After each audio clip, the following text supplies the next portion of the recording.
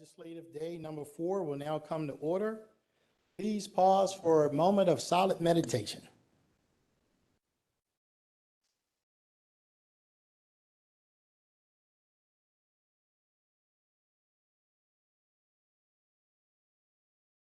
I'll now call upon Councilman Marks, who will lead us in the Pledge of Allegiance. Pledge allegiance to the flag, States of America, to the republic which stands, one nation, under God, indivisible, with liberty and justice for all.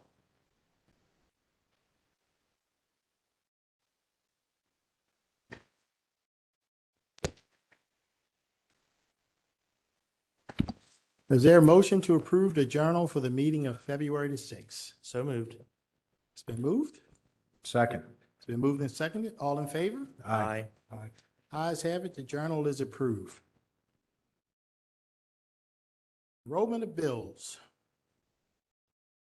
Bill 1-23 was passed by the council, signed by the executive, and hereby enrolled. Mr. Secretary, will you now read all bills for introduction? Yes, sir, Mr. Chairman. There are two bills for introduction this evening. First is Bill 10-23, sponsored by Councilman Jones. Zoning regulations, uses permitted in the RC2 zone, catering halls converted from dwellings. And secondly is Bill 11-23, sponsored by Councilman Marks. Zoning regulations, Honeygo Overlay District.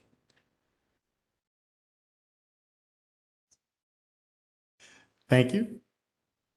Thank you. Let's start this evening with the reappointment to the Baltimore County Revenue Authority. Mr. Stephen Thomas, are you here? How you doing, sir? Come right on up. Yes, please.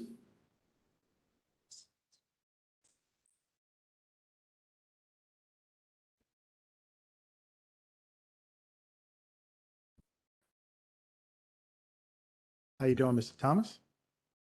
Good. We have you here for a reappointment. Would you like to say a few words before we vote? I think so. Yeah.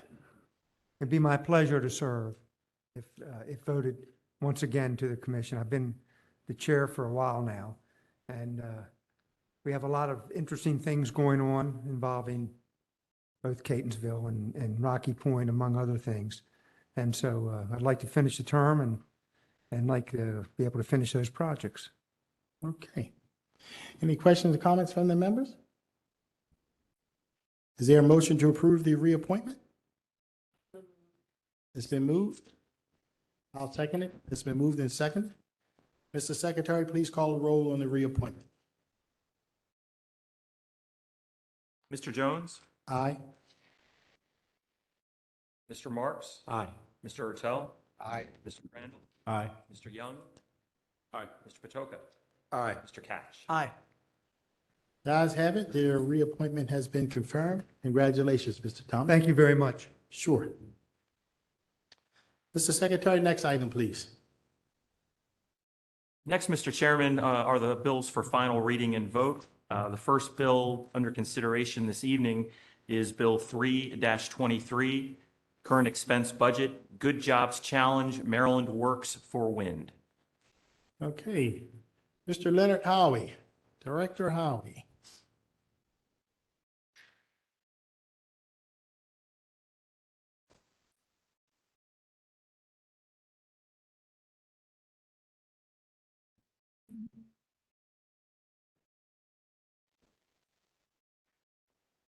Hey, good evening, Chairman Jones, members of the council. Good evening.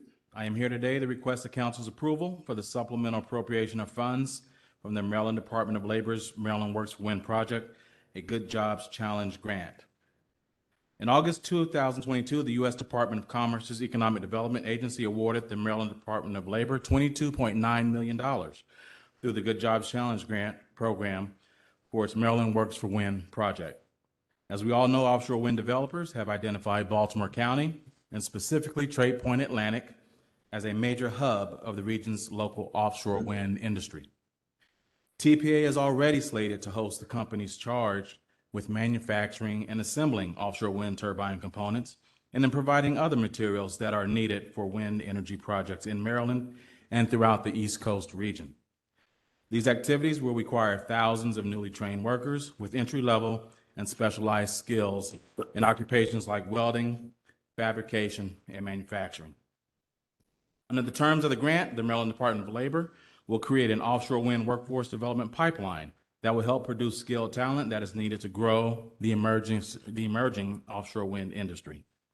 Baltimore County is a sub-recipient of this grant. We were awarded $2,062,500 to support the local and statewide efforts that will be carried out under the grant. The Department of Economic Workforce Development serves as the county lead. As a condition of the subaward, we will coordinate the work of the training providers, which includes nonprofits, community colleges, and unions that have been charged with providing residents across the state with the skills needed to support the offshore wind activities. The majority of these federal funds will be used to pay the salaries of the staff that are needed to assist the department in executing this exciting opportunity. With that, we respectfully request the council's approval to appropriate these federal funds. I'd be happy to address any questions that you might have. Well, I can tell you, we'll take the 2 million. Any questions or comments from the members? Councilman Crandall? Thank you, Mr. Chair. Just briefly, Mr. Howie, thank you and your staff for your work on this and the administration's work on this. Trade Point Atlantic obviously represents has represented for years now, huge opportunities. And the question when they were first starting, 8, 9 years ago, is do we have a workforce prepared for the types of jobs that will be coming to the area? And offshore wind is coming and we need to be ready. Correct. So I'm going to be very happy to vote for this bill. And again, I appreciate your effort on it. Any additional questions or comments? Mr. Secretary, call the roll on Bill 3-23. Mr. Jones, Aye. Mr. Ertel, Aye. Mr. Crandall, Aye. Mr. Young, Aye. Mr. Patoka, Aye. Mr. Cash. Aye. Mr. Marks. Aye. Ayes have it. Bill 3-23 is passed. Mr. Secretary, next bill, please. Next, Mr. Chairman, is Bill 4-23, Housing Opportunities Fund. Director Hickey. How you doing, sir?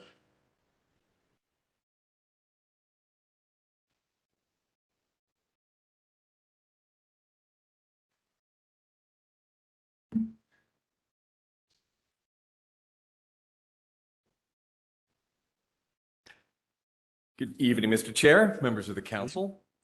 I'm here on behalf of the administration to present Council Bill 4-23, which would establish a non-lapsing housing opportunity fund to provide a vehicle for sustained investment in the creation and preservation of attainable housing in Baltimore County. Along with local jurisdictions across the country, we are facing a growing lack of housing that's hitting low to moderate income families particularly hard. Incomes just aren't keeping up with rapidly rising rents, and it's becoming increasingly harder for families to find and maintain housing near where they work and their children attend school.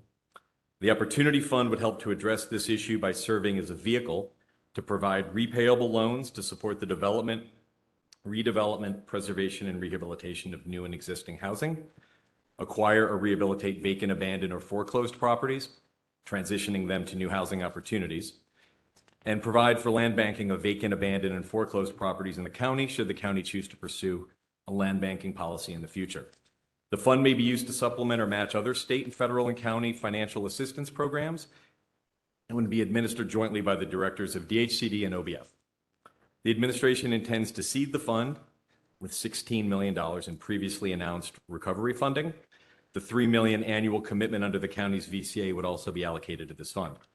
DHCD will pursue external sources of funding, including state and federal allocations, philanthropic grants, and private investment. The county executive has also made it a top priority in Annapolis this session to secure an additional $16 million in matching state dollars. In establishing the fund, Baltimore County would join the majority of our neighboring jurisdictions in creating a permanent funding mechanism to support housing development. We know the depth of the need that exists in the county, both for rental and home ownership opportunities. The Housing Opportunity Fund will greatly enhance our ability to address this need. Thank you for your consideration. I hope you have your support, and I'm welcome to take questions.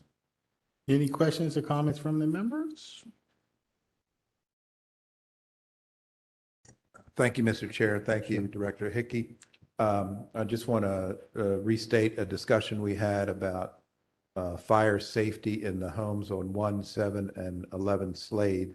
And I think there's another, in Councilman Artel's district, there's a building in a similar situation where there's, the sprinkler systems need to be upgraded for residents on fixed income. And I know, I'm aware that this fund might not be an appropriate fund source, but it was an opportunity to engage the administration in a discussion related to how we can address, I know in the 3 residential towers that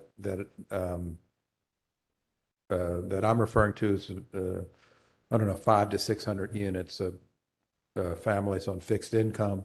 Councilman Ertel may have several hundred in his district that need to be brought up to code.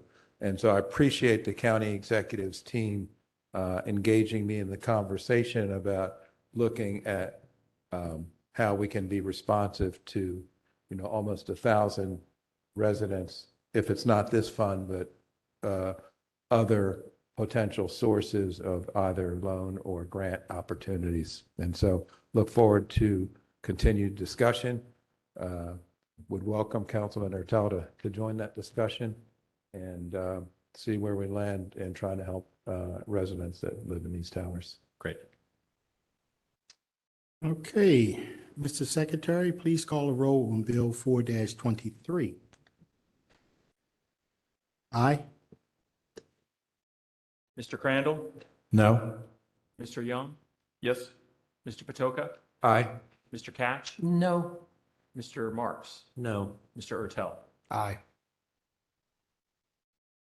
The ayes have it, Bill 4-23 is passed. Mr. Secretary, next bill, please.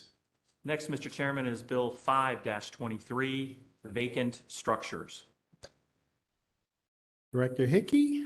All right. Well, good evening again, Mr. Chair, members of the council. I'm here on behalf of the administration to present Council Bill 5-23, which would create a definition of a vacant structure and establish parameters and a process for designating a structure as vacant. In summary, the bill grants the director of PAI the authority to designate a structure as vacant if it is determined there are no human inhabitants for which an intent to occupy the structure can be shown. In making this determination, the director may consider a list of 13 factors, which are all delineated in the legislation. Property is exempt from being designated vacant under certain circumstances, which are also delineated in the legislation. The bill lays out a notification and due process structure and requires PAI to maintain an inventory of designated vacant structures. With this inventory made publicly available and shared with other agencies, developers, which include community-based organizations, churches, and others, would be in a better position to locate opportunities to purchase property for redevelopment into homeownership or rental units. The county can leverage existing resources to support these efforts, potentially waiving liens and fees and entering into agreements of guaranteed affordability and investment where appropriate. This bill does not contain condemnation or receivership mechanisms. PAI will continue its aggressive action to address derelict properties across the county. This legislation opens up the potential for a market-driven solution that will help us identify these properties and make them known to those who can help to move them from vacant structures to homes.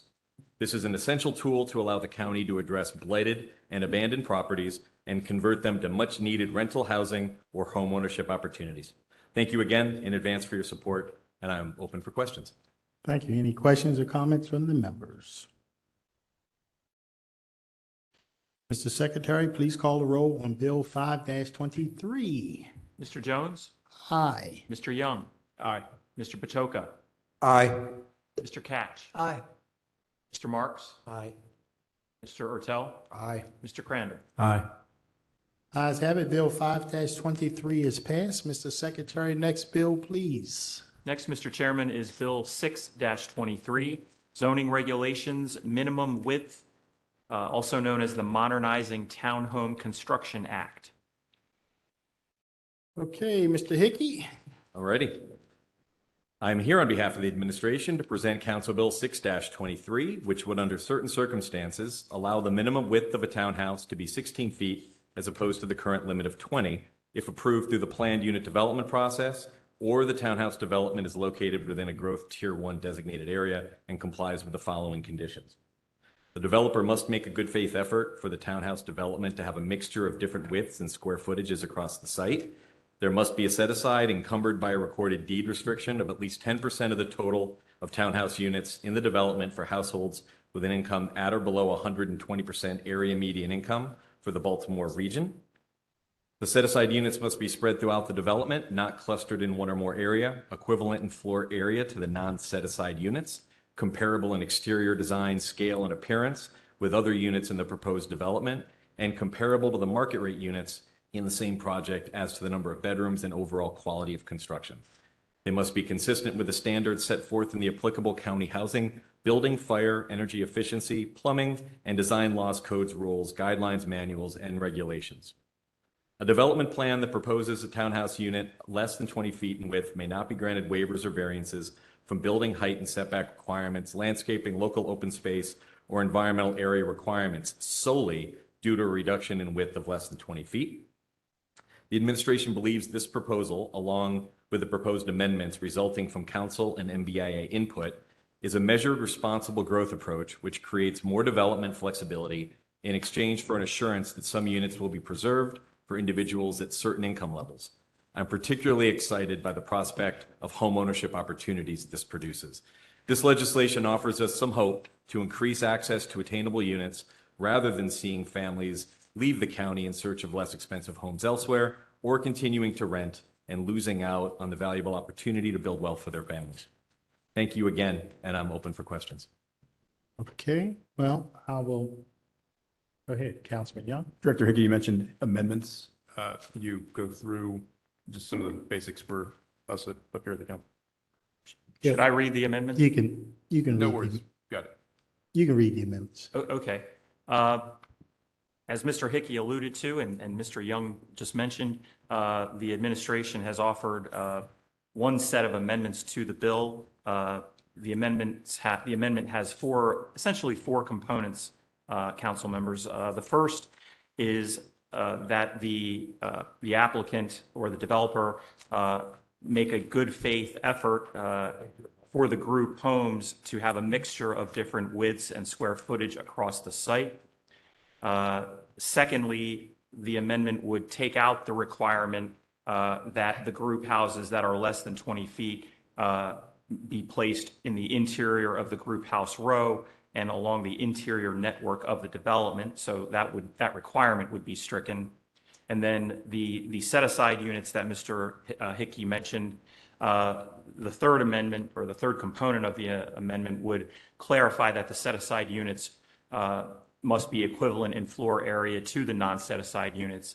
And then finally, the fourth clarification would be, or the fourth component would be to also clarify that a development plan that proposes a single family group home less than 20 feet may not be granted waivers or variances from building height and setback requirements or landscaping, local open space, or environmental requirements solely due to the reduction in the width to less than 20 feet.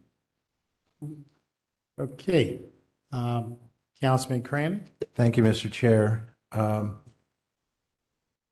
Mr. Secretary, what is the legal definition of good faith effort? I thought so. This is a law. How, if we don't know what the legal definition of a good faith effort is, and how are we supposed to police that? Who determines what is a good faith effort? Mr. Hickey, do you have an answer for me? So good faith has a nomenclature within the planning development regulation. So if we want to get into this further, I don't know if it's Pete or Steve that would come up and speak to it, but it's a term of art, which is why we relied on it in the amendment, but we can expound on that a little bit.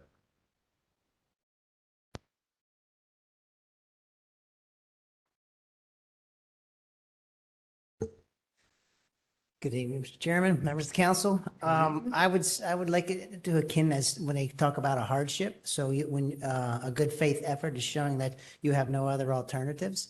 So a good faith effort is saying you have exercised a lot of your remedies to try and make this happen or not happen. And therefore you've shown and proven to the department that you've done everything you can to achieve that goal. And, and there's usually qualifications and things that you're looking at, conditions, scenarios, the layout of the land, that kind of stuff, to assess whether they made a good faith effort or not to achieve that goal or not. Mr. Chairman, I'm sorry. Okay, yes, That's okay. Thank, Mr. Chair, yeah, I find it all rather arbitrary, but I'll leave it at that and yield the floor. yeah, I was just going to say, since you mentioned it, I looked it up and the FDIC have a definition for good faith effort, and a couple other folks have, I'm not so sure they related to development, but there is a definition for good faith effort if you Google it. Go ahead, I'm sorry. Yeah, thank you, Mr. Chairman. On page 4, line 3, where it says equivalent in floor area from the amendment that was just read, does that mean that a townhouse with a 20-foot frontage with, let's say, 3,000 square feet, that the one with the 16-foot frontage has to have 3,000 square feet as well? Is that what it means? That's what it says.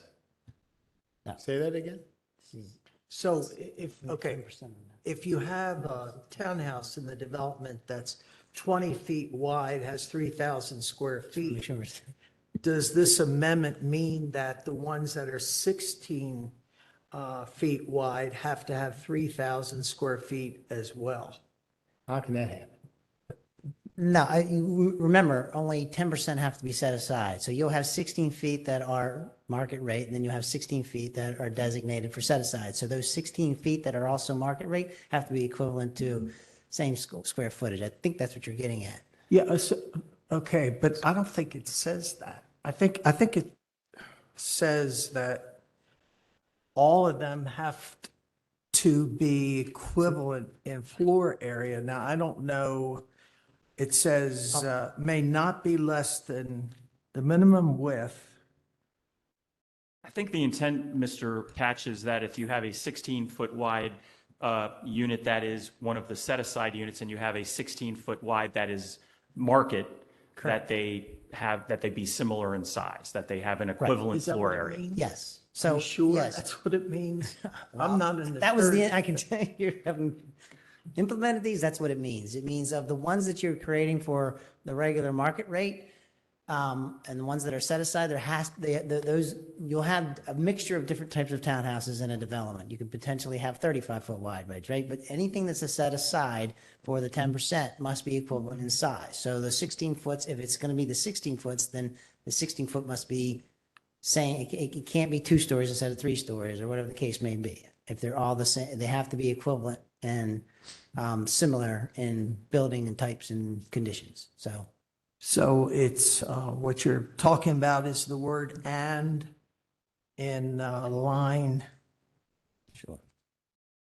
3 and then number 5. Correct. That's what you. Yep, you got it. So.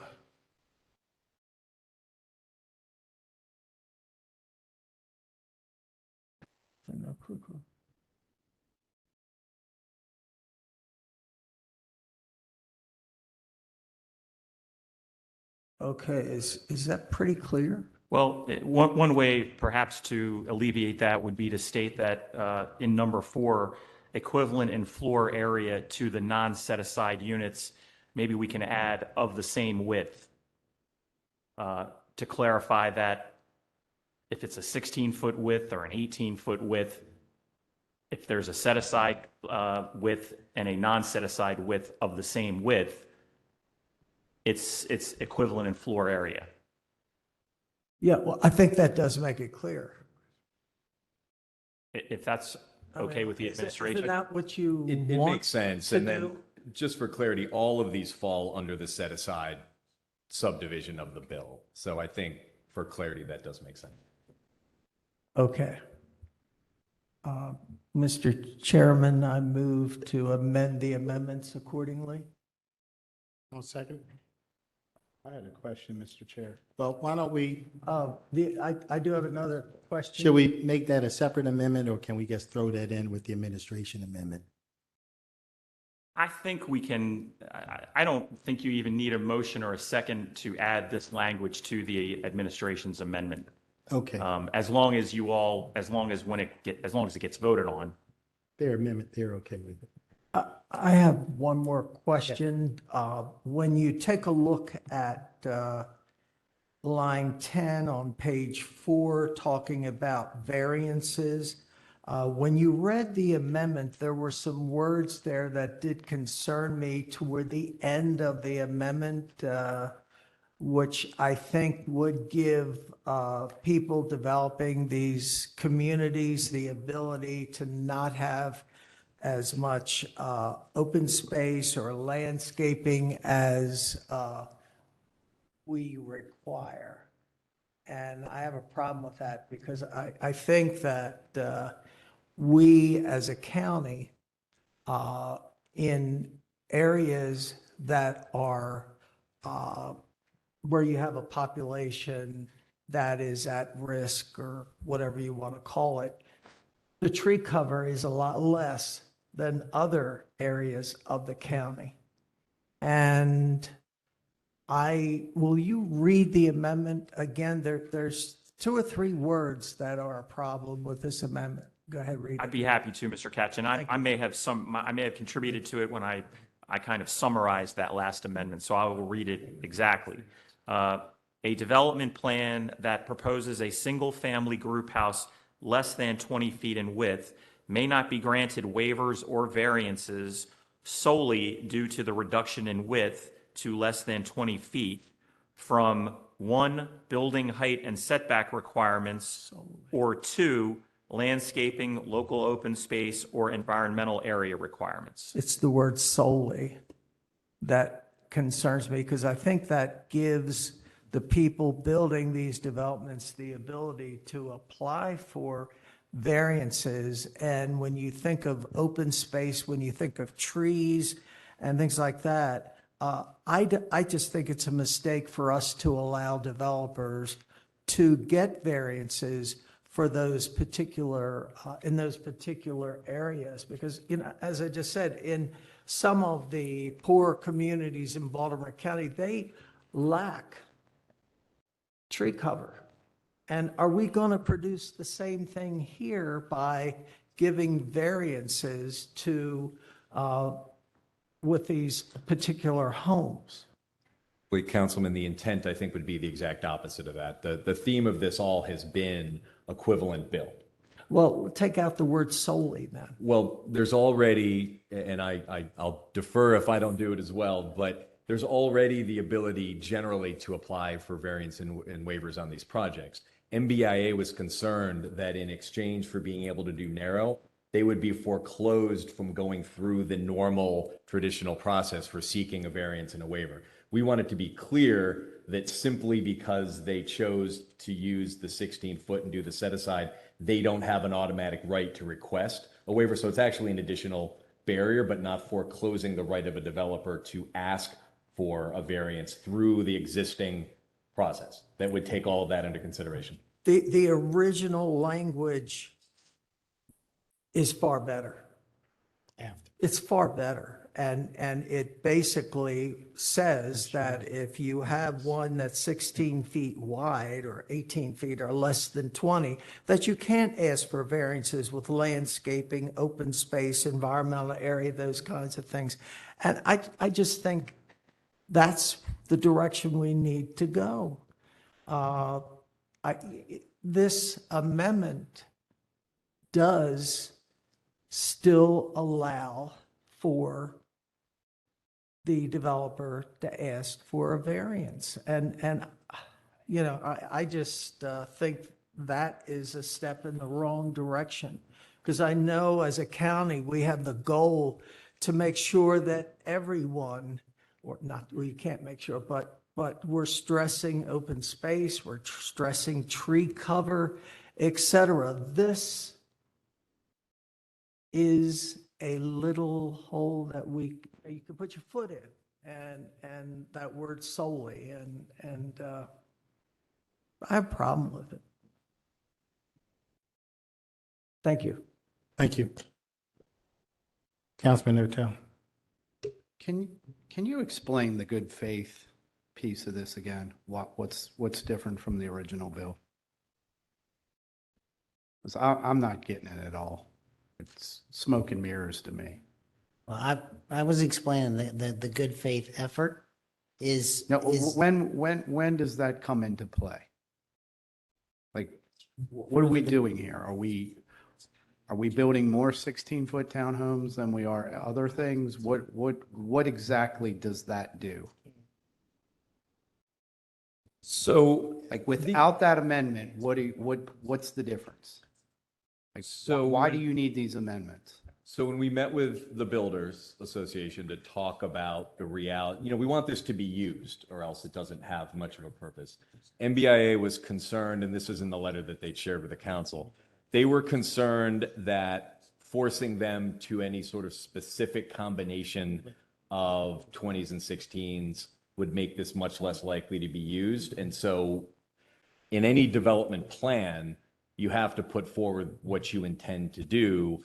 This requires the developer to show, as part of that process, to show evidence of a good faith effort, to mix width and footages, to not, I think there was concern about them being all one big block. So this is more of a design element that fits into the existing development process. That's all. So I would just add, these are design concepts. This is to try and get the quality of design and site design of a layout, but every property is unique, has different attributes and characteristics. So the idea is saying that it doesn't fit always the same cookie cutter situation, doesn't fit the same piece of property everywhere. So the idea is to have these design standards, and then if it doesn't quite work your way, that there is some flexibility with that design. I think that's what that good faith effort is getting at, is that you got to show that you can't maneuver this particular site this way to get that to make that quality, those types of designs aspects in the development review process. So it's part of the site plan review is where this would come into consideration.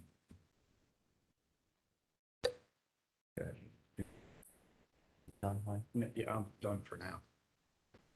Councilman Marks. I share Councilman Catch's concerns. I think people of all means should have access to open space.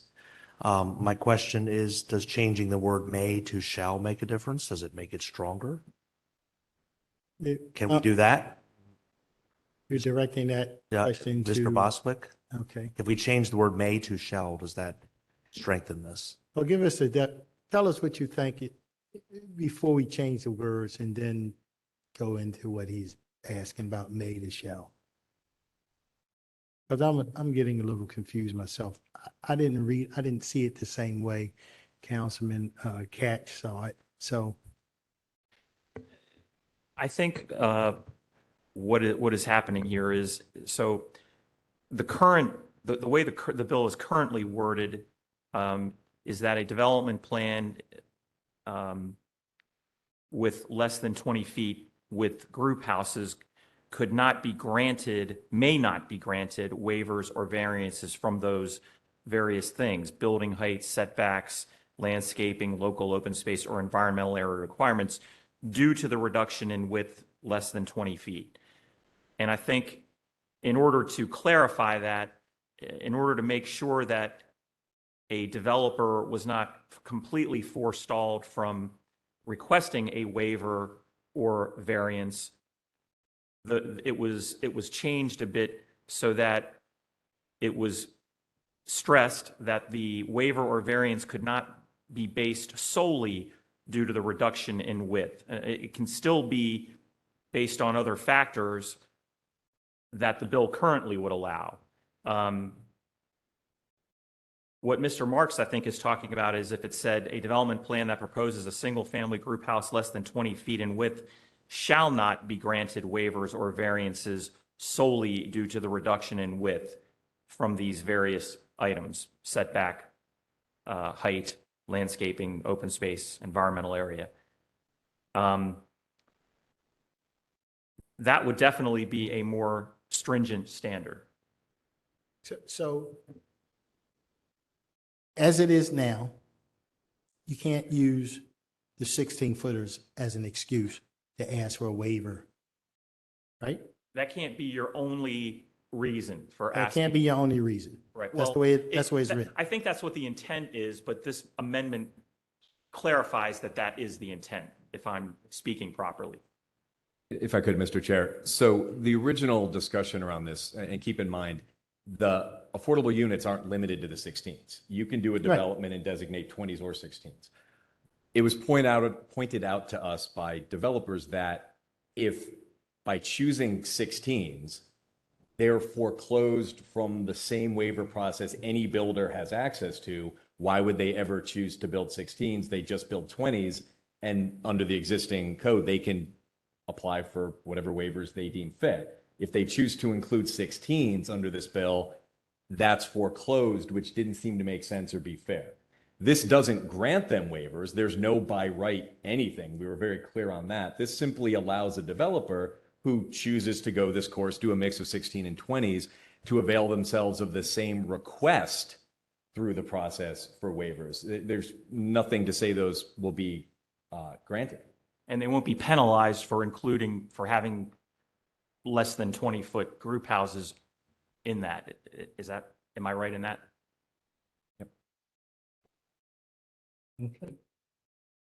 Any addition? Yes, Councilman. Just to clarify too, good faith effort is language that's used elsewhere in our process and code, correct? I guess Googled it. Good faith Yeah. effort is considered to have been made when an agency or entity has exhausted all reasonable means to comply. And good faith effort is already used in, It's definitely used in our codes, I can tell you Already that. used. I mean, not the zoning regulations, but, building codes and those kinds of, it's referenced. and in terms, just my understanding too from the amendments, Councilman Catch, is concerns hearing from the industry. They pointed out a potential loophole associated with it, or a potential way to get around some of this, which is also why some of the language was made the way that it was. Correct? Is that sort of working with them, they saw some of the language and made suggestions on changes that should be put in based on the original intent? Yeah, we just didn't want this bill to inadvertently create an incentive to do the opposite of. The opposite of what you wanted. Yes. That's all, just to keep it even playing field and encourage folks to go down this road. Got it. Thank you. Any additional questions or Yes. comments? Councilman? Thank you, Mr. Chair. Oh, sorry. Oh, you can go ahead. Go ahead, Councilman Paduch. Councilman. So I guess the incentive is higher density, as I see it, because you can, with 16-foot row houses, you can fit more than you can 20. And so what my fear is, and this is to Councilman Catch's point, if you have an area that has 16, it creates a potential for having a set of 16-foot row houses, parking for those 16-foot row houses, and the potential for no tree canopy, no landscaping, and the incentive really to me is the higher density. But if you create a neighborhood that has no tree canopy, no landscaping, and no other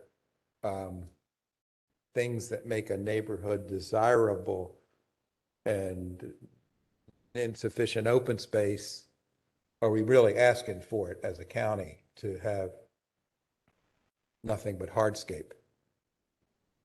And that's a concern. I don't know how I would ask the secretary on how you would frame that up in terms of language, but I think that's, or the agency heads, pardon me. But I think that's something that we want. I understand the need to get 16 footers, 16-foot widths. And Brad, you and I talked a little bit about this. But you want to be careful not to end up with just a hardscape neighborhood, and that's my concern. So if A I could- high-density hardscape neighborhood. First of all, it doesn't change the density. The density is what it is. The 16-foot just allows them to maybe achieve the density. Keep in mind, there's a whole host of other design requirements, roads, stormwater management, environmental regulations, all of that plays a part of the overall site design. So they still have to meet all those rules and regulations. A lot of times you have properties that are so constrained with environmental, conditions that sometimes you can't even achieve the density that's permitted on that property. So the 16-foot wide allows them to get closer to that, if you will, and provide an option for home buyers. So, and keep in mind, if they're going to ask for a variance to this goes in front of the ALJ and it's going to require a hearing, and they're going to have to justify why they want this variance to allow this development to move forward. It's not just I'm asking for this variance, let me get it. You have the whole public hearing, it's posted, people can provide testimony, all that kind of stuff. Not to mention all the other aspects of design manuals, comprehensive manual and design policies, those things take into effect of how that thing will be laid out.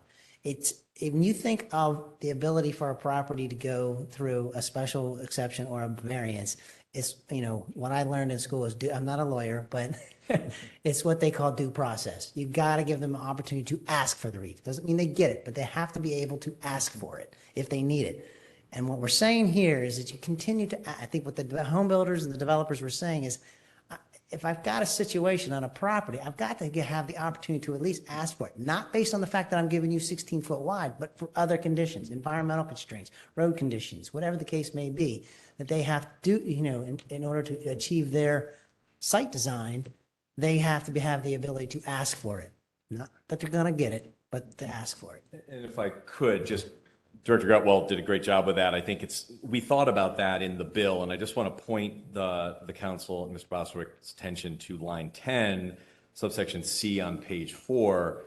A development plan that proposes a single-family group house less than 20 feet in width may not be granted waivers or variances from the building height setback requirements due to the reduction in width from less than 20, and also may not be granted waivers or variances from landscaping, local open space, or environmental area requirements due to the reduction in width. So this is exactly, I think, what the council's pointing out, which was built into the bill, that if you're going to build the 16s, you don't get an escape hatch to what you're describing.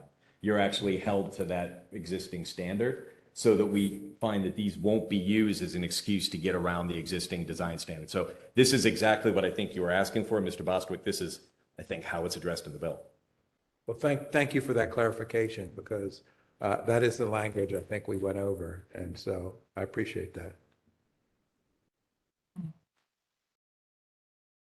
I have a question, Councilman Ertel? Chair. So this original bill was vetted by the planning board, and then we've thrown these amendments on. Was any of that ever discussed by the planning board? And somehow also a letter comes from MBIA. None of us on the council get it. We're not given that information, and what are we supposed to do with that? So, Councilman, the original, and if necessary, I think Director Lafferty can speak to it. The original bill went through the planning board. This bill is still full of any number of protections that hold integral the existing planning design process. We met with MBIA up front to discuss the bill openly. We asked them to put together their concerns from a, how would builders respond to this? Would you use it? Would you not? Is it worth the effort? They drafted a detailed bill. That bill was shared with the council last week. We took pieces of that. Honestly, it's still, if they're listening, not going to make them happy, but we took pieces that we felt created sort of a false disincentive to bother doing this at all, just to make it workable without giving away any of the design issues that you've talked about today. So I think we've incorporated a little bit. Most of what the planning board had is all still here, and this is a pretty tough bill. We're going to have to market this and work with builders to get used to this. I think the idea of us investing in developments and the set-asides is where this gets us. So, but I think that was all laid out and produced last week.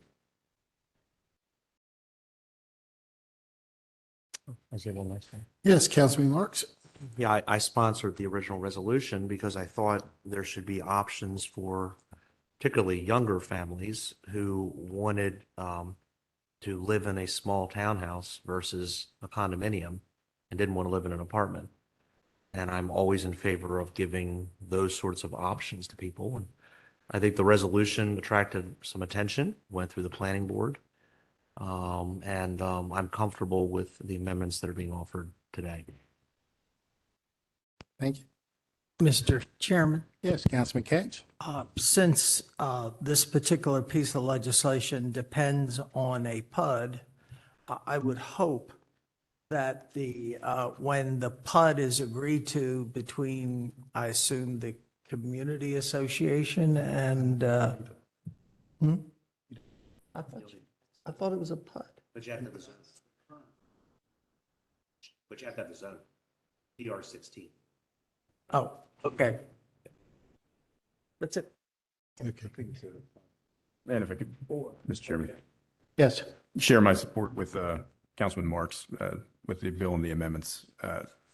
Generally getting to a point where, one, we're trying to move the ball forward and working with the industry to see what they're able to, one, stomach and also deal with, while at the same time, there's already a process in place that I know that we're in the middle of a review for in terms of, the manual, which they're going to be subject to. And this falls right into the discussions that have been going on for the last 2 months related to that review of the manual, and also support the amendments and the bill as it is. Thank you. Any additional questions or comments? I mean, obviously I'm happy to see the amendments and, I think 10% is a reasonable number. And I think anything we can do to make homes more affordable is a good thing. And I've always said we don't want to make the rock too heavy where nobody would actually utilize this bill because of the problems or the various obstacles that came initially. And I think you've eliminated the big obstacle, which is no one's going to give up the right for variances to do a 16-footer on the rest of the development. So that said, is there a motion to approve? Let's start, let's back up. Go over the amendments one more time. Let's do the amendments first. Yes, sir, Mr. Chairman. So again, there's essentially four components. The first is that rather than the group houses must have a mixture of different widths and square footages across the site, the amendment would allow a good faith effort to be made for the group houses to have a mixture of different widths and square footages across the site. And as alluded to by Mr. Gutwald and Mr. Hickey, what that would entail. The second is to remove the requirement that currently is in the bill that the single-family group houses less than 20 feet wide be placed in the interior of a group house row and along the interior network of a development. So that requirement that is in the bill would be stricken. So they would not have to be in the interior of a row and along the interior network of the development. And then the third component is related to the set-aside units. And this clarifies that the set-aside units be equivalent in floor area to the non-set-aside units of the same width. And then, so that's the three. And then the final one is what has been garnering the most recent discussion, which is to clarify that that a development plan proposing single-family group homes less than 20 feet in width may not be granted waivers or variances solely due to the reduction in width less than 20 feet from the building height, setback, landscaping, local open space, and environmental area requirements. Thank you very much. Any questions or comments on the amendments? Is there a motion to approve the amendments? So moved. It's been moved. Second. It's been moved and seconded. Mr. Secretary, call the roll on the amendments to Bill 6-26. Mr. Jones? Aye. Mr. Marks? Aye. Mr. Young? Aye. Mr. Patoka? Aye. Mr. Crandall? No. Mr. Ertel? No. Mr. Catch? Yes. Okay, the ayes have it. The amendment to Bill 6-26 has passed. Is there any questions or comments on 6-26 as amended? Mr. Chairman. Yes, Yeah. Councilman Catch? Thank you very much. I do intend to vote for this bill, but, I can show everyone in here developments which don't have as much open space as required by law because they got forgiven, or as many trees as required because it's been forgiven. And I just hope that when this bill passes, we're not going to have a situation where we're going to have communities with people living in them who have limited incomes, but they end up living in a community without trees, without landscaping, because the way this bill is worded, that can happen. I hear about the system that's in place, et cetera, et cetera.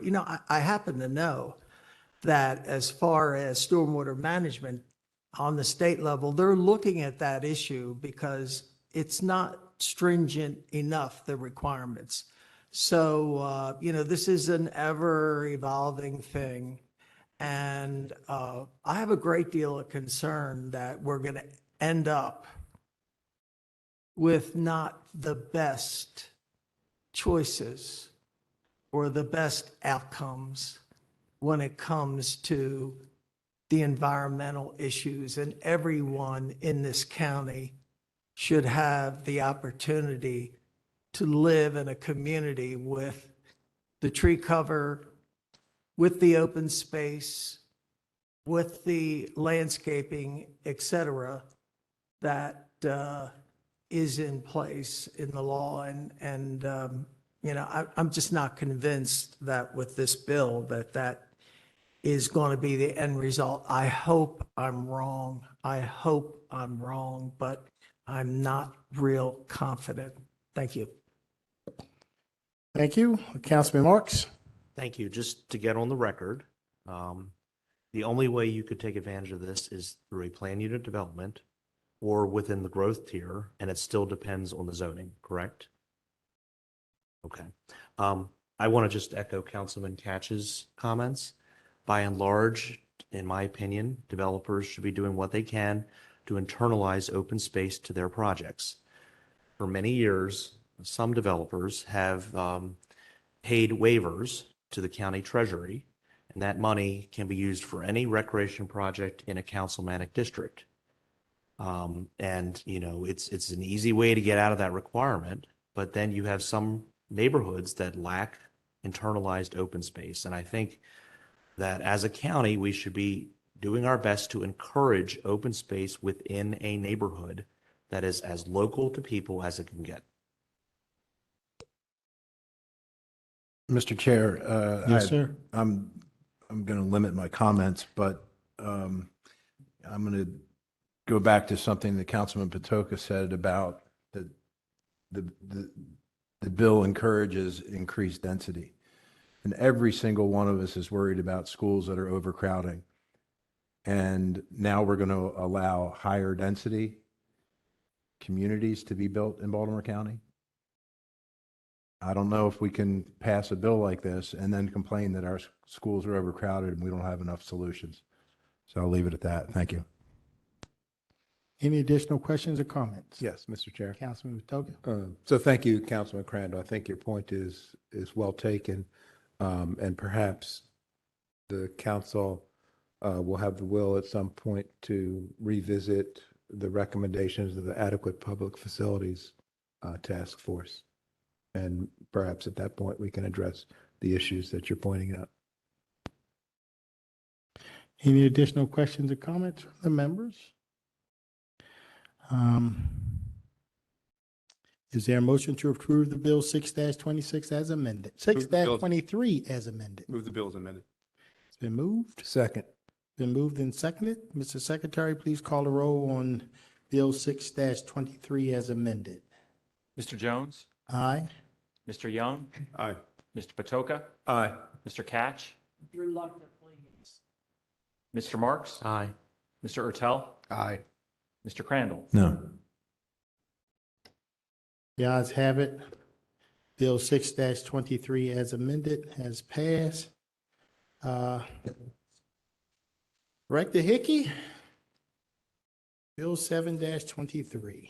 The home stretch, as they say. Okay. Bill, do you want me to read the bill for final reading, Mr. Chairman? Sure. Bill 7-23, zoning regulations, accessory apartments.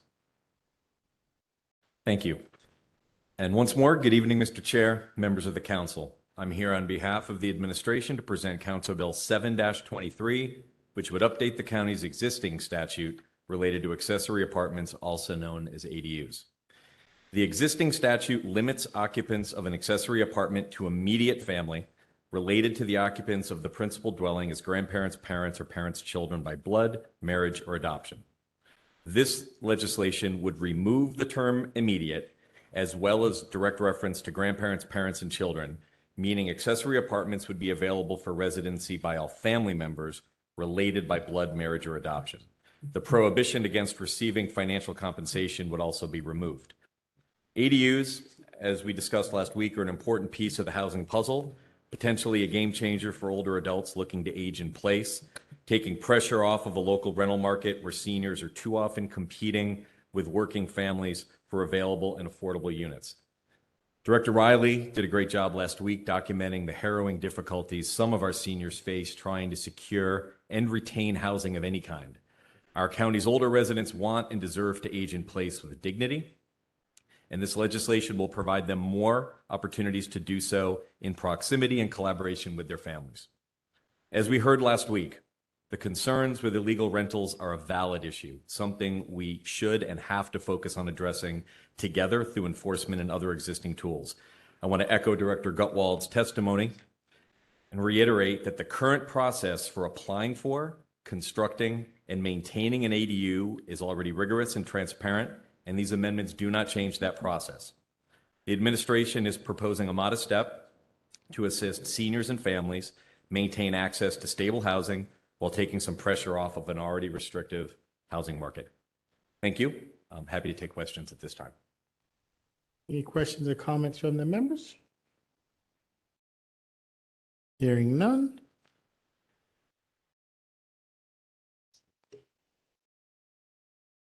I'd like to make a motion. Yes, make a motion. I'd like to make a motion to extend this Extend it to the next. session. Okay. There's a motion on the floor. Is there a second? Second. It's been moved and seconded. Mr. Secretary, please call the roll on extending the bill to the next council legislative session. Yes, sir. Mr. Ertel, Aye.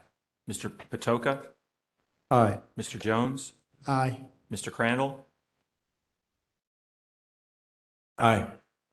Mr. Marks, Aye. Mr. Catch, Mr. Young. Aye. Ayes have it. The bill is extended for, I guess, So the next meeting of the council is the work session on February 28th and final reading and vote on March 6th. okay, so is there any objection?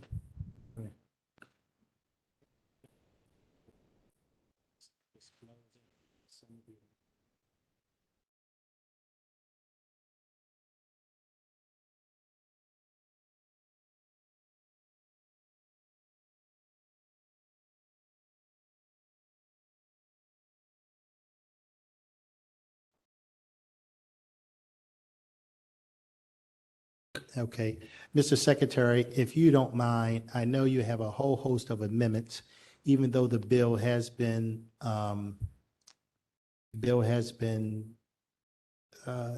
postponed. Do you mind just going over some of the amendments so that the public can hear what is some of the ideas that's going on in their head, so that they can have an opportunity to weigh in during the next work session, having heard some of these amendments? Currently. Now, all of these amendments would have to be voted on for everybody listening, but for openness and transparency, go ahead and read them. And as long as the members that are offering them are okay with me disclosing them, I'm happy to do that. Yep. The first is an amendment offered by Councilman Marks that would alter the maximum size of an accessory building, accessory apartment from its current 1,200 square feet down to 800 square feet. That would be the max under that amendment. And then Mr. Ertel, I believe, is considering a number of amendments to the bill. One would require that prior to a public hearing, the design review panel review the application and the declaration of understanding within the community where the accessory apartment is proposed and make recommendations to the administrative law judge before the hearing so the ALJ could consider the DRP's recommendation. Another that Mr. Ertel is considering would be to not allow approval of an accessory apartment to be located, one that is approval for an accessory apartment would not be granted by the ALJ if located within the Baltimore County Historic District or on property on the final landmarks list. And then another amendment under consideration would be a 3-year pilot program for the changes that the bill would include, and that no later than 180 days before the sunset, that the Departments of Planning, PAI, would jointly submit a report to the council and the county executive on the effects of the act up to that point. And then finally, Mr. Ertel is considering a potential amendment that would strike the, currently the bill strikes the part where it says that the apartment cannot be provided for compensation. Currently, the requirement in the bill is that the apartment is provided without compensation. The bill strikes that, and Mr. Ertel, I believe, is considering an amendment that would, in essence, put that requirement back in, that it could be without compensation. It would be without compensation. And the reporting. And then Mr. Jones is considering an amendment that would require an annual report to the county council detailing the effects of the accessory apartment regulation. How many applications PAI is receiving, how many are being granted, whether they are of the sort of inside the home variety or the accessory building variety, what the familial relationships are, whether compensation is being charged and what the amount of the compensation is. Just more information to know how the program is functioning. Okay, so just to be absolutely clear, the bill has been postponed. There is no amendments that has been introduced. This is what the thought process of the members thus far. None of these amendments has been introduced or voted on or passed. So all the members reserve the right to change it, amend it, not bring it forth. I guess I want to be real clear on that. That is exactly right, sir. Chairman, Yes, Councilman Catch. thank you very much. I just have a technical question. Under the current law, now I know that I have a lot of these units in my district. I absolutely know that. Does the county today check on a yearly basis, every 2 years or 3 years, as to whether or not the family member, the immediate family member is still in residence or that another family member is still in residence? I don't believe, and I could be wrong, I don't know, is if the owner of this unit is required to pull the kitchen out, should there be no more family, you run out of family, is the county allowed to go in that house to check to see if the kitchen's been pulled out? I think whenever there is an enforcement requirement in any aspect of the zoning regulations or the county code, that is not an easy proposition, and I would defer to Mr. Gutwald as to how that's handled, because it's not easy. Because I know when the state does assessment of property, they cannot go in your house. That is absolutely the law. So the application gives us the right to ask to go into the house. Typically, they will allow us go because we have their application. Yes, we do renewals. The law requires renewals every 2 years to confirm the individual that's on that declaration of understanding is still utilizing that property. If something has changed, they need to tell us at that 2-year mark if anything has changed or somebody else is utilizing the property. We would make them do another declaration of understanding listing that person on the property or in the unit. Because I can name ones that, I'm not going to tell you where they are, but because for obvious reasons, I'm not going to tell on my constituents, but there are some that are rented out and are not occupied by immediate family or family, et cetera. And I'm sure you're not surprised. I'm not. Be perfectly honest, illegal rentals are an issue in the county. I'm not gonna, ignore that or, I recognize that that's going on in the county. So in Baltimore County is no different than a lot of other jurisdictions with that, so. So I guess the question to pick up on what Councilman Katz said, you said when an application is made to help Councilman Katz out, what if the current 2 years expire and a person chooses not to submit another application? Well, it's a renewal, so all they have to do is, But they choose not to renew it. then they have to remove the kitchen and bring it back to it, making it function as a single unit. So how do we know that they did that? Well, we would do an inspection with that. There would be a follow-up inspection once they've given us the notification that they've removed, what they have to do to put it back to a single unit. There would be an inspection done. We would have the right to enter somebody's premises? Well, they would call it in, so one would be thinking that you say, right, it's not an adversarial situation. They have an application. We have the ability to go ask to request. You don't have an application. You don't have a renewal request. You don't have anything. Well, we have the existing application if it's terminated. We have to confirm that it's been terminated. So we have that ability to go in to confirm that it's been terminated. Okay. Or it becomes an enforcement case and we put them in front of the ALJ to say we're not able, it's like the livability code. Sometimes they don't let us into the unit. So we have to say, we have to presume that there is an issue here. So we have them confirm or one way or the other in front of the administrative law judge when we have a code enforcement issue. Okay. Councilman Marks? Thank you. I'd like to withdraw my amendment. Oh, I we had- don't have an amendment yet. Well, the one that I was going to offer, based on conversations I had tonight, I want to make sure that would be compatible with the 2011 legislation. So I'll withdraw that proposed amendment. Yes, Councilman? Thank you, Mr. Chair. A question for Mr. Gutwald. One of the things we learned during the code enforcement work group is that over the past 16 years, prior to the formation of the code enforcement work group, this Baltimore County had disinvested in code enforcement. And by that, I mean that we, at one time, were up around 40 code enforcement officers. And I think when the code enforcement work group was formed, we learned that we were around 19.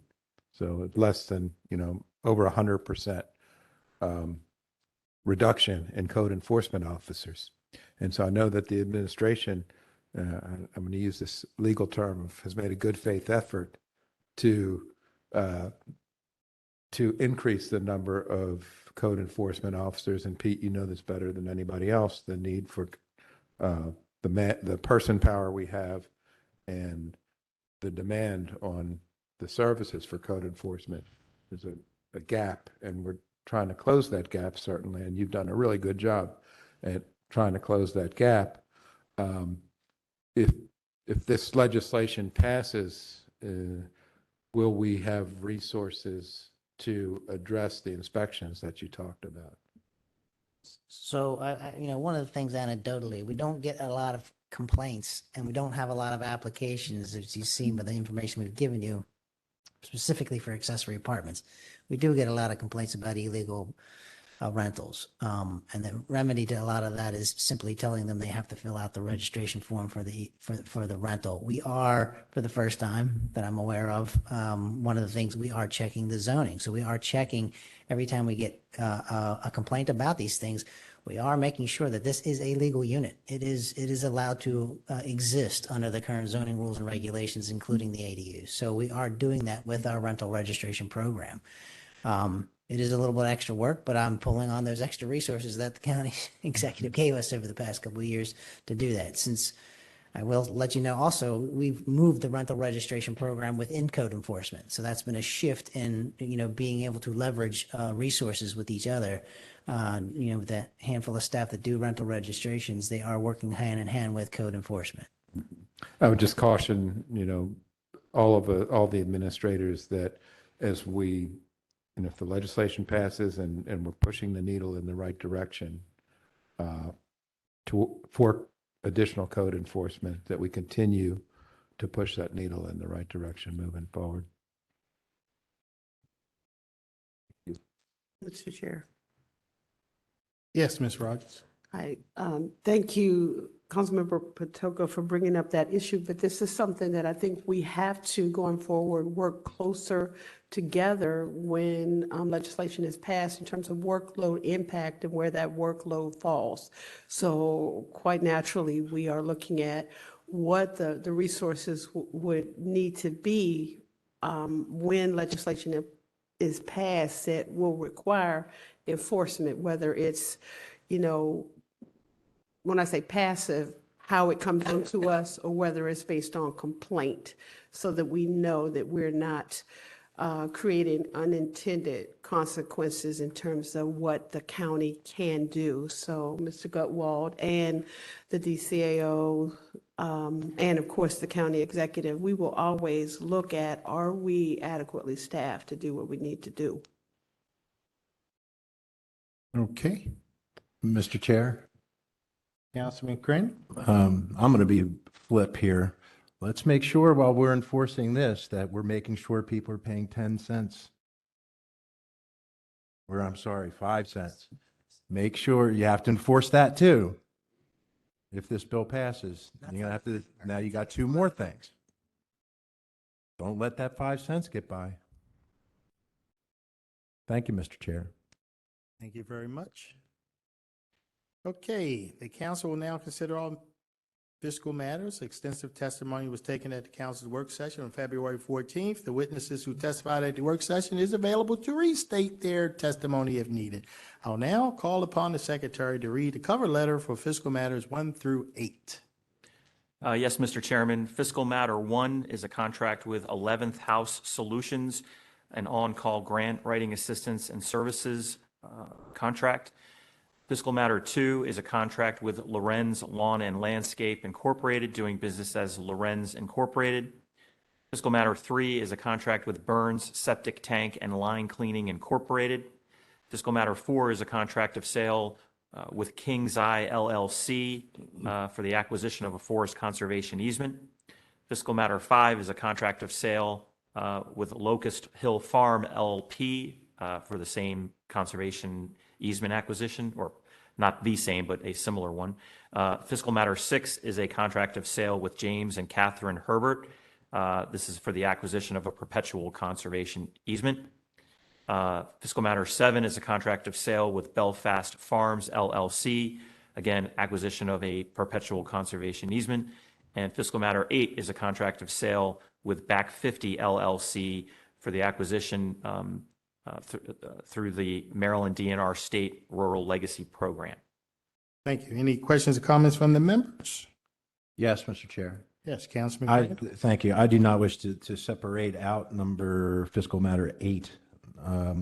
But I do want to thank, there was a really kind of a joint effort. This has been a long, long time in coming for the preservation of this 50 acres on the Back River Neck Peninsula in Essex. I know that Mr. Likens and his department started the process and was looking for the appropriate mechanism to preserve this land, found the mechanism in working with Mr. Lafferty and the Department of Planning, who found the money from the state to preserve this land. And I'm not going to go into the history of the county trying to purchase this and the owner trying to sell it, but it's been going on for years through no fault of the two gentlemen I just named, because they went to work on this and got it done. And I thank them both. Mr. Lafferty, thank you for bringing this home to us. Appreciate it. Just to be clear, are you saying you want to separate? I do not wish to separate. I just wanted to comment on the good work of our agencies. Okay, great. Any additional questions or comments? Is there a motion to approve fiscal matters 1 through 8? So moved. Been moved Second. and seconded. Mr. Secretary, please call the roll on fiscal matters 1 through 8. Mr. Jones? Aye. Mr. Catch? Aye. Mr. Young? Aye. Mr. Crandall? Aye. Mr. Hertel? Aye. Mr. Marks? Aye. Mr. Patoka? Aye. Thank you for saving the best for last, Mr. Yes, sir. Secretary. The ayes have it. 1 through 8 are approved.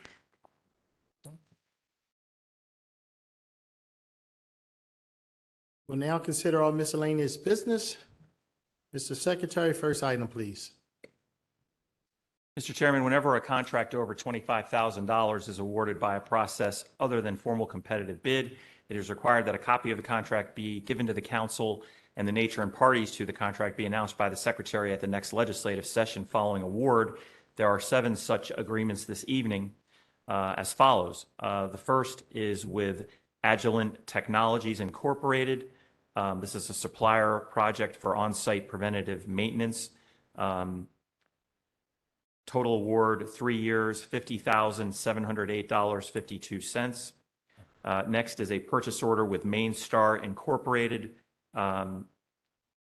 This is in the amount of $83,346.61 through OIT and OBF.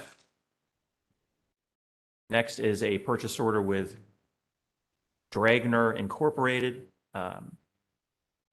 Amount of $87,467.24. This is for Survival Phase 1 Standard 20 fire training modules through this company. Next is a purchase order with C&D Municipal Sales Incorporated. Various replacement parts for the FlowServe pump repair at the Bear Creek Sewage Pumping Station, $30,748. Next is a purchase order with Digital Intelligence Incorporated, purchase of forensic recovery of evidence device workstations, total amount of $37,663.56. Next is a purchase order with Beacon Incorporated, purchase and installation of 2 Yamaha outboard motors and cables and propellers for the Marine Unit. This is a total award of $35,950. And finally, a agreement with Biotage LLC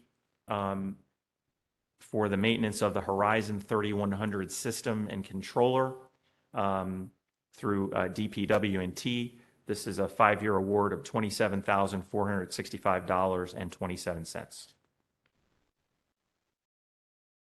Okay. I have to take a look.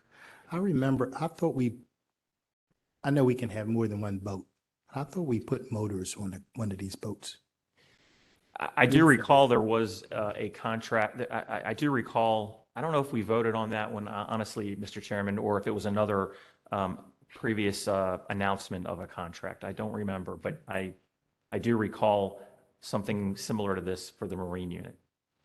Okay, well, I'll look it up later. Next, let's move on to the next item, Mr. Secretary. Yes, sir, Mr. Chairman. Next is the council's consideration of the nomination by the county executive for the reappointment of Stacy L. Rogers for confirmation by the county council as Baltimore County's administrative officer. Ms. Rogers?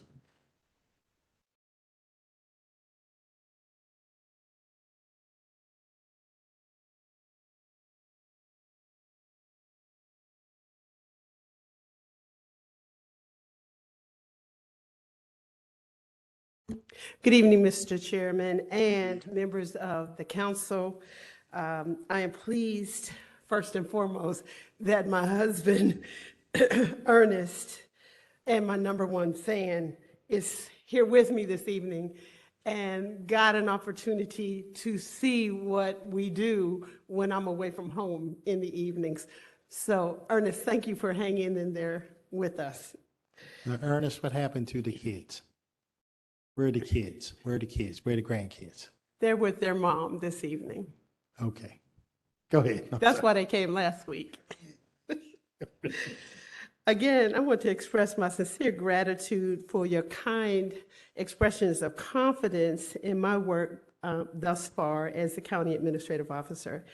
I am deeply honored to have the opportunity to use my collective skills and experiences to work with you, and as we mutually seek to serve the 850,000 residents of beautiful Baltimore County.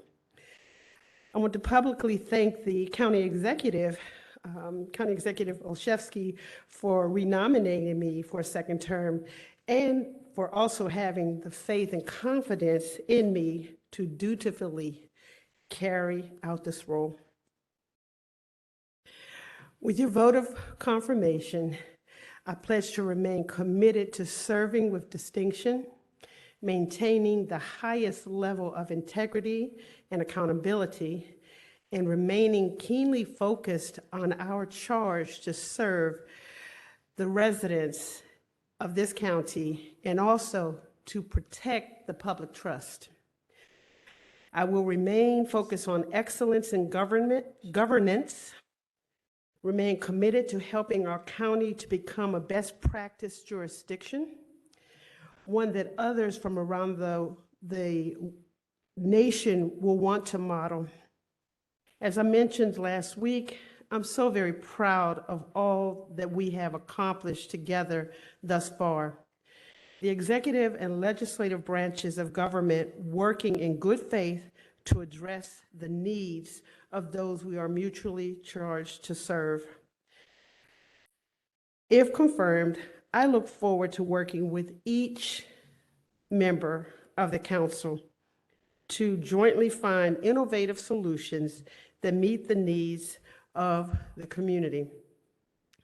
Because at the end of the day, as I said last week, it really is about effectively solving problems and serving people, government at its best. I look forward to having a few more years to strive for excellence in governance, to be a role model for the next generation of leaders, and to inspire others to dream more and do more. Thank you in advance for your consideration of my reappointment.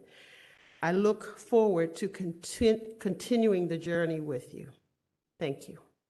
We thank you. Any questions or comments from the members?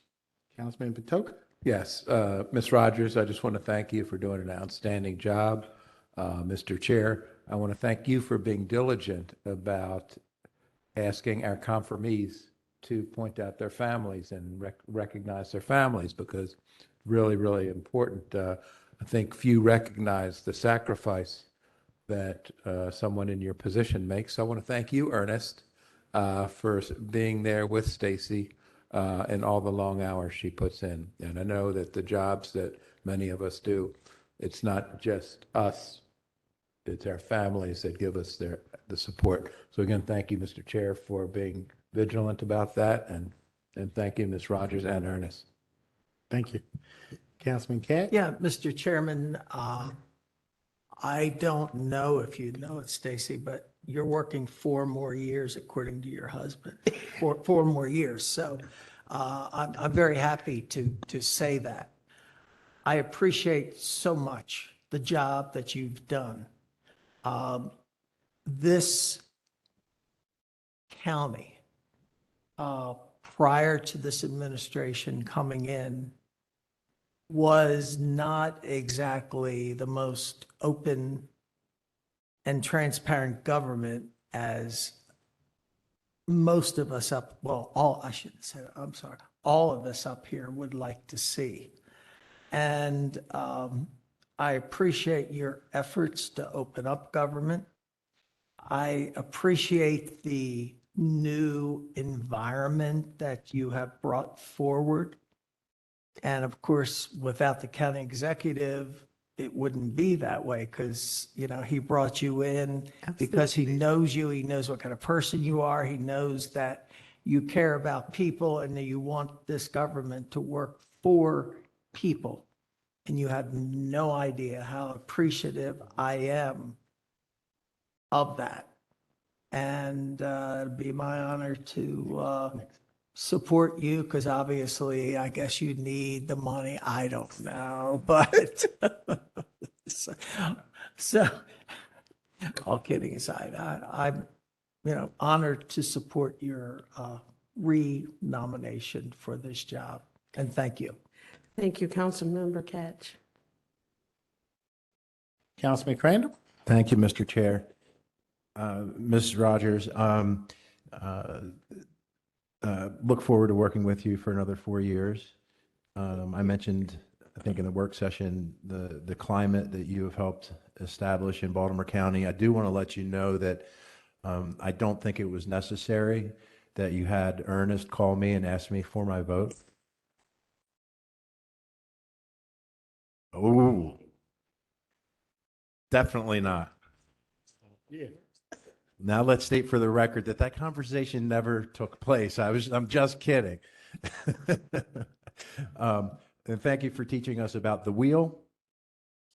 And to follow on Councilman Catch's comments, you have, along with the county executive, have set a new climate and a refreshing climate where, as council members, we have better, since I've been on the council, this is my beginning of my 3rd term.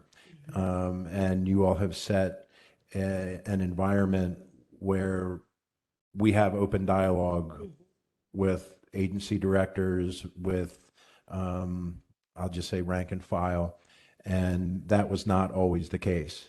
And I think we get a lot more done and we're a lot more efficient because of the climate that you have established. So keep up the good work, and I will look forward to voting for you this evening. Thank you, Councilmember Crandall. Really appreciate it.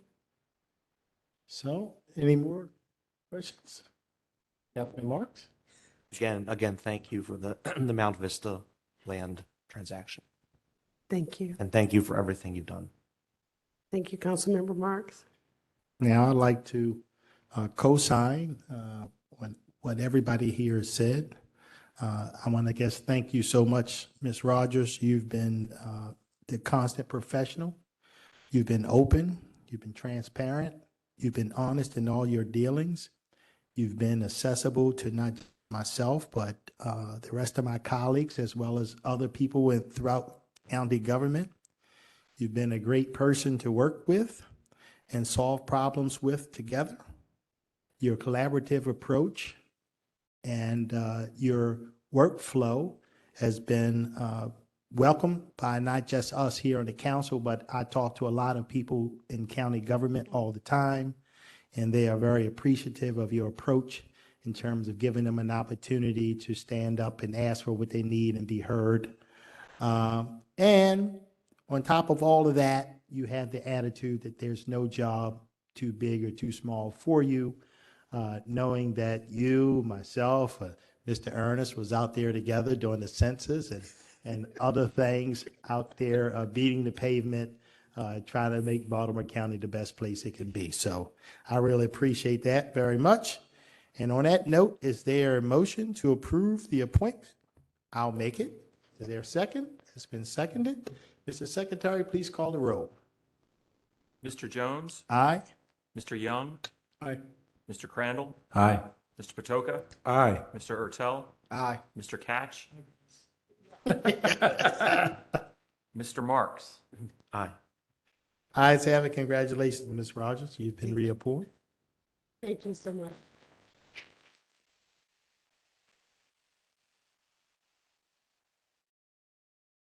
Oh, look at that. Oh, You shouldn't have. I'll take him. Valentine's Day again. Ernest, you're killing us. Now you've raised the bar for all of us. I gotta go home Oh, now. look at that. 18 red roses. Hey, Yep. Stacy, could I have one of those to take home?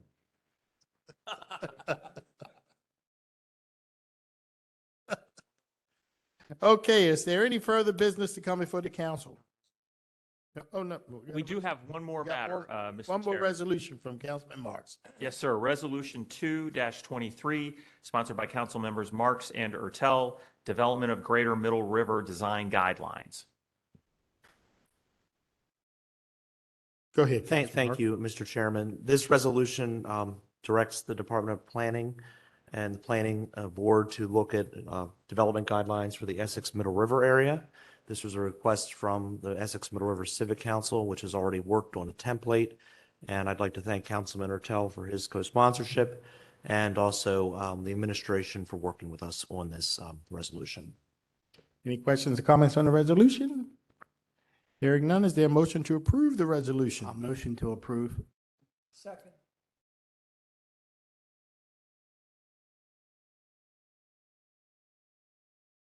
Is there an amendment to the resolution? I don't believe so, no, sir. Okay, I had a note here that was. Okay, it's been moved and seconded. Mr. Secretary, please call the roll. Mr. Marks? Aye. Mr. Ertel? Aye. Mr. Jones? Aye. Mr. Catch? Aye. Mr. Patoka? Aye. Mr. Young? Aye. Mr. Crandall? Aye. Guys have it. Resolution 2-23 is passed. Is there any further business to come before the council, Mr. Secretary? There is no further business, Mr. Chairman. Is there a motion to adjourn the meeting? So moved. Second. It's been moved and seconded. All in favor? Aye. Aye. Ayes have it. The meeting is adjourned. As is customary, anyone who is registered to speak online or in person prior to the meeting is allowed 3 minutes to speak. Mr. Secretary, are there any speakers for this evening? We do have several speakers. I believe we have one person here and one person online, sir. Okay, let's have the person that's here. Chris? Mr. James Pizzurro.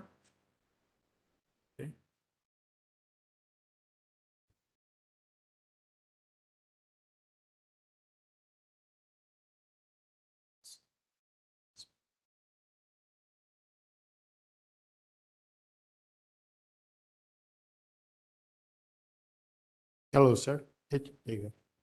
Thank you. Hello. I'm James Pizarro, homeowning resident of Towson, treasurer of the Towson Green Community Association, and member of Strong Towns Baltimore. Tonight, I'm reading from prepared testimony on behalf of Strong Towns Baltimore about Bill 723. Council members, it's no secret that in Baltimore County, affordable housing is hard to find. It's the same in most/all metropolitan areas of the U.S. This isn't surprising, as the same exclusionary type of zoning is found across the country, and exclusionary zoning prevents the development of affordable housing. What exactly do we mean by affordable housing, though? It seems to us that there are two types. The first type of affordable housing is unfairly kneecapped by the ugliest of our society's class-based and race-based prejudices. It is stigmatized as being only for poor people, wrongly conflated with crime, declining property values, and threats to community character. It is the Section 8 housing boogeyman warned of in those corners of social media lacking empathy. It requires public financing, vouchers, deed covenants, and other sorts of government interventions. It is what Baltimore County needs to build in order to come into bare minimum compliance with a 2016 settlement it agreed to with the Department of Housing and Urban Development. It is treated as a checkbox meant for the most anonymous, most vulnerable, lowest income members of our communities. The second type of affordable housing is something very different. It is the affordable that comparatively remains free of judgment. It's the housing that is affordable in the same way that we want gasoline, eggs, childcare, meals out, smartphones, football tickets, and kitchen cabinets to be affordable. It's the housing that 72% of young professionals, 60% of seniors, and 69% of low-income voters in Maryland say there's too little of. It's the housing that allows our young adult children to live nearby and our aging parents to remain in the neighborhoods they have put their hearts into. It's the housing that the market wants to build and the market wants to buy, and yet is nowhere to be found. The primary mechanism that is preventing the development of this second type of affordable housing is exclusionary zoning, which codifies cost inflation development standards such as minimum lot sizes, setbacks, and parking spaces, as well as maximum building heights, lot coverage limits, and units per square foot of floor area. Furthermore, it prevents homeowners from building and renting accessory dwelling units, or ADUs, on their property. ADUs can play a significant role in providing affordable housing in stable, well-established, and desirable neighborhoods without disrupting their character. Some would have you believe that allowing for ADUs opens the door for slum landlords or developers to acquire cheap property onto which they can cram low-quality housing units, leading to community decline. It's hard to understand the facts on which these predictions are based, as EDUs are largely absent from Baltimore County specifically and the American landscape in general. We don't believe such case studies of decline exist. For the sake of time, I will skip some of the testimony. Truth be told, adoption of this bill would not result in tidal wave of ADU construction. We believe there will still remain many barriers in Baltimore County's zoning code that will prevent a Vancouver-like proliferation of ADUs. But this bill is an incremental step in the right direction. We hope this council finds our points helpful and convincing, and we urge its members to vote for this bill. Thank you for your time and attention. Thank you, sir. Appreciate you being here.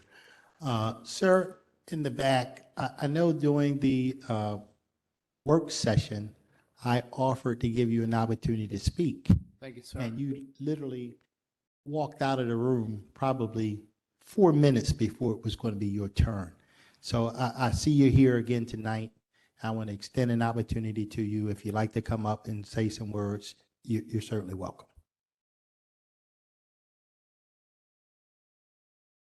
Which, if you like, well, that's not on it. We're not going to talk about that unless you're certainly welcome to make a comment if you like. You come up, sit down, give us your name and address, and then we will hear you if you want. Okay, fantastic. Thank you. Next speaker. Mr. Chairman, if I might. Sure. Yeah, addressing the issue of crime, let me just say, I live off of Sherwood, off of in Ashland, and you all know about 2 weeks ago about the individual that lives off of Sherwood that endangered the entire community. We had the police come to our home and say, you're in lockdown, and our streets were closed, helicopters above, etc. And it gave me a flavor of what it must be like for people who have to every day live in an environment like that. And, I can assure you that Councilman Ertel and every member of the county council works with our local police department and supports them in every way possible. I can name you situations where the police have strategized and have resolved various issues. We have a problem attracting policemen. We have a number of vacancies, and it seems to me that that is our number one concern in Baltimore County is the crime issue, and to do what's necessary to attract the best individuals to join our police force so that we do have safe neighborhoods in Baltimore County. And I'm not going to go over them today, but I do have some proposals I'm going to make that I've talked with the county executive about in order to help us attract the very best people to join our police force. And I thank you for bringing up the issue. Mr. Crosby, we will talk tomorrow, or we can even talk after this if you want offline. But I can tell you we're doing everything we can with the police department, including some new protocols in patrolling Towson. And what happened last night, to me, almost seemed inevitable. We just seem to be, marching down this road of more and more crimes that seem to be more horrific all the time. And when the details of what happened last night come out, and I know you were there, it's not good what we're seeing. So we've got to do better in Baltimore County. Thank you. I'll just add on to what my colleagues have said. It was a horrible act. Nobody wants to see anyone, especially our young people, gunned down in the streets. And our police officers continue to do everything that they can. And we work with them as best we can to try to keep the community involved and try to bring our perspective to policing to help them in every way we can. Again, it's very unfortunate, but I guess want to say Baltimore County, I know we want to focus on what happened, and I'm not going to take that away, but Baltimore County continues to be a very safe place to live, work, and play relatively compared to many, many other places in our region. So I'll just say that because I don't want us to get off on doom and gloom. Clearly, we don't want to see anybody lose their life. We don't want to see any crimes. But, we have a very high closure rate in Baltimore County. If you commit a crime such as a heinous, very violent act like killing someone, it's like probably upward 80-some%, 90% chance you're going to get caught and be prosecuted to the fullest extent of the law. And I don't think every jurisdiction can say that. So those folks who did that terrible thing will be brought to justice. Chris, next speaker. Oh, we have, sir? Sure. Mhm.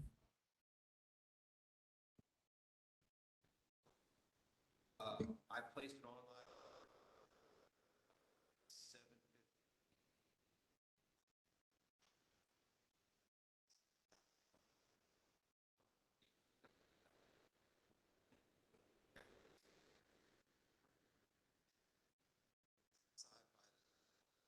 Six shots go off.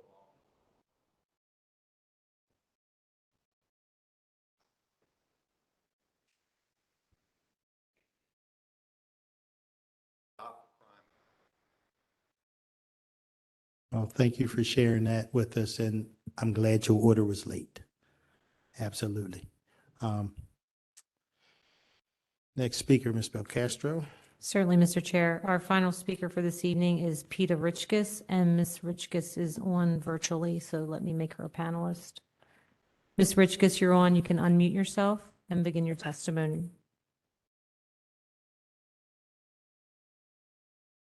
Thank you, Chris. Can you hear me? Yes, we can. Okay. Thank you, Chairman Jones and members of the council. And thank you for all your service to Baltimore County.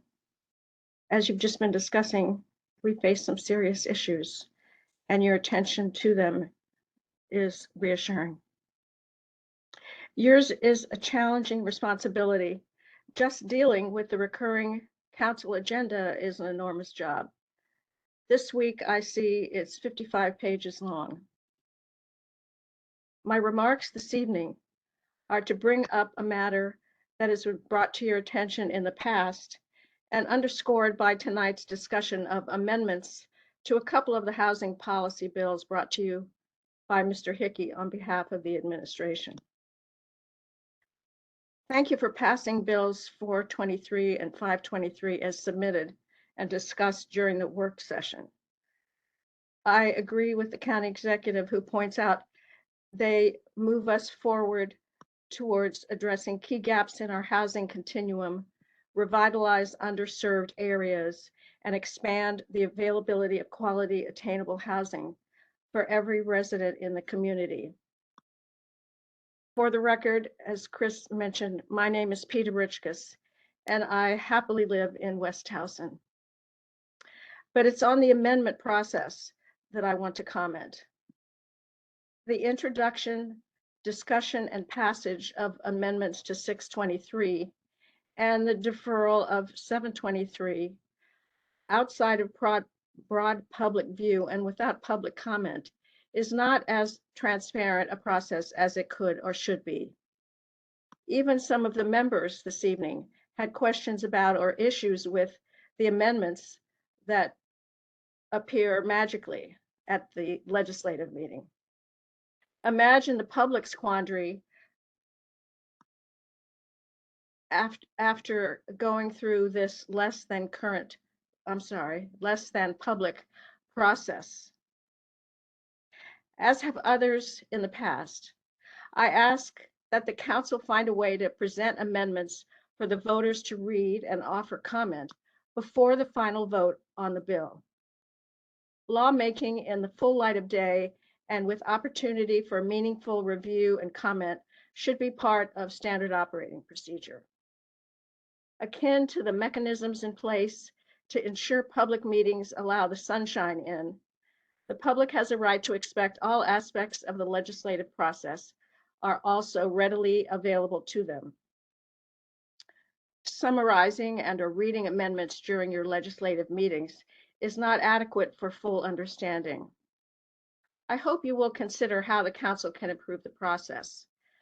The extension of Bill 723 perhaps is an opportunity to tweak your system. Thank you again. I appreciate this opportunity to speak to you. Good Thank evening. you so much, Ms. Richkus. We appreciate you calling in as always. So, Thank you, Peter. any additional comments? No? Meeting is adjourned. Thank you, everyone.